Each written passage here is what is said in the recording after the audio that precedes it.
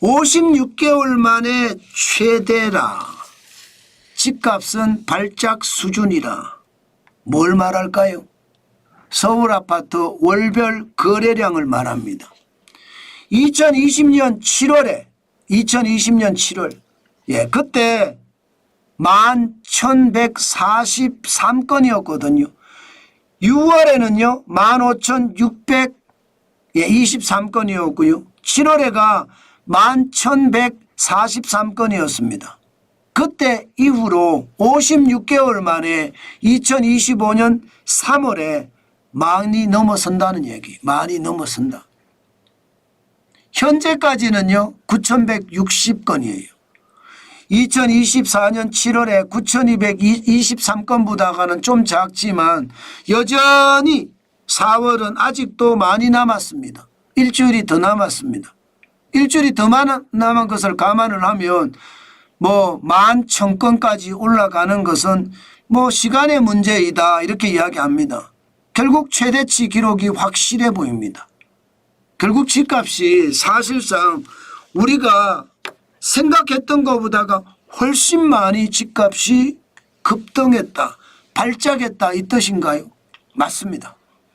거래량이 엄청나게 늘어나니까 그만큼 발작 수준이었다 이렇게 이야기할 수 있다는 뜻입니다. 와, 여러분, 시장이라는 게 계속 변하지만 그 변화된 시장에서 진짜 엄청나죠. 게다가 가격도 한번 보실래요? 발작 수준 맞습니다. 2025년 2월에 서울 아파트 평균 거래 금액이 사상 최고를 기록했습니다. 14억 6,331만 원. 굉장하죠. 3월에 13억 4,433만 원보다 훨씬 많습니다. 집값이 진짜로 발작 수준이었어요. 이게 2024년 9월에 12억 6,199만 원이 떨어지면서 이때가 발작 수준이라 그때 난리를 쳤거든요. 그런데 그때는 아무것도 아니에요. 이제는 14억 6,331만 원까지 올라갔으니까 진짜 집값이 많이 올라간 거예요. 게다가 최근 들어서 분위기가 확 반전되는 느낌은 있습니다. 뭐가 확 반전이 되느냐. 여러분 4월에는 지금 서울 아파트 평균 거래 금액이 10억 3,770만 원밖에 안 됩니다. 굉장히 작죠. 굉장히 작습니다. 많이 떨어졌습니다. 4월에는 6월 대통령 선거가 있으니까 대통령 선거를 두고 보자. 이런 분위기가 굉장히 강하게 피어오르는 것 같습니다.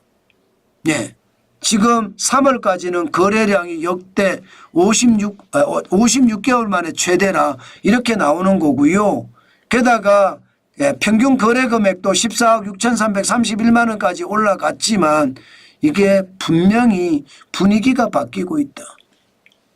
대선 후에 봅시다 이렇게 바뀝니다. 그래서 4월에는 집값이 많이 안 올라가지 않을까 이런 예상도 하고요. 거래량도 굉장히 적지 않을까 예상을 합니다. 5월도 마찬가지일 가능성이 크고요. 왜냐하면 매물을 거둬들이잖아요. 매물을 2025년 3월 6일에 93,685건이었거든요. 4월 22일에는 86,052건이에요. 한 달 사이 8.1%나 줄었습니다. 7,633건이 증발했다는 뜻이에요. 굉장히 많이 증발하고 있죠. 그것을 생각을 하면 결국 시장에서는 지금 이야기하고 있는 것이 집값이 발작 수준으로 3월에는 폭등을 했지만 4월에는 주춤주춤 5월에도 주춤주춤 그리고 새로운 정부가 들어서면 새로운 정부의 부동산 정책을 보고 아마 결정을 할 거다 이렇게 이야기하고요. 여기에 DSR 3단계가 실시가 되는 게 2025년 7월 1일부터죠. 이것도 아마 시장에 영향을 줄 거고요. 아마 5월 29일인가요? 한국은행의 금리 인하가 어떻게 되느냐 이것도 시장에 영향을 줄 겁니다. 여러 가지가 시장에 영향을 줘서 앞으로 집값의 향방이 결정이 될 겁니다. 변수가 4개나 있죠. 4개나.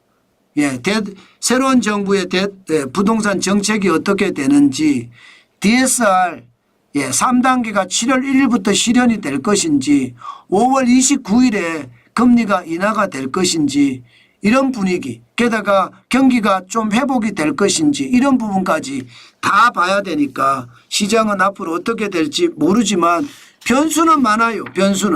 변수는 많지만 시장의 분위기는 굉장히 달라진다 이렇게 생각을 하고요. 아마 토지거래 허가구역에 대한 것도 굉장히 시장에 많이 달라질 겁니다. 그것까지 감안을 해서 시장을 보시는 게 좋겠다. 저는 그렇게 여러분들에게 말씀을 드리겠습니다. 시장이라는 게 여러분 계속 변하는 건 항상 마찬가지지만 그 변화에 어떻게 대응하느냐 또 우리가 어떻게 행동에 나서느냐가 굉장히 중요하잖아요. 저는 여러분 행동에 나설 때 무리하게 시장의 행동에 나서지 마라 하는 얘기도 저는 굉장히 강조를 합니다. 예. 내가 살 집은요 시기가 언제든 상관없습니다. 예, 역세권의 로얄동에 대단지의 로얄동의 로얄층을 사는 건 그거는 저는 언제든지 찬성을 합니다. 그렇지만 예, 집을 예, 부의 축적 수단으로 하려고 그러면 항상 고민을 해야 된다는 거 다시 한번 말씀을 드립니다.